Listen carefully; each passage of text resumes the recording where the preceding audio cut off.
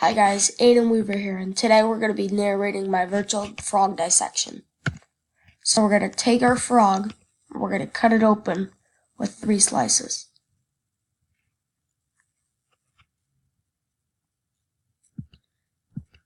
And this is what it's going to look like on the inside.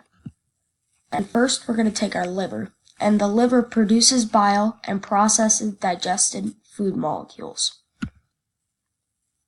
Next, we're going to take the heart. And the heart is the pumping organ of the circulatory system and has 3 chambers. And the heart obviously pumps the blood.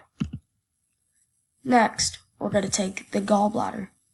And the gallbladder is the sac which stores the bile that the liver produces. Next, we're going to take our stomach. And the stomach stores food and mixes it with enzymes or acids to begin digestion. Next, we're going to take our small intestine, and our small intestine is the principal organ of the digestion and an absorption of digested food. Next, we're going to take the fat bodies, or the large bodies, and these are masses of fat in the body cavities of frogs, needed for hibernation and mating.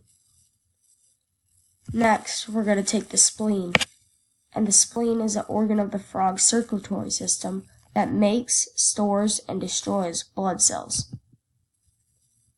Next, we're going to take the large intestine, and the large intestine is the posterior organ of the digestive system, which stores undigested food. Next, we're going to take the lungs, and the lungs are used for breathing on land. Finally, we're going to take our kidneys, and the kidneys filter the blood and excretes or gets rid of the excess water. Thanks for watching, guys.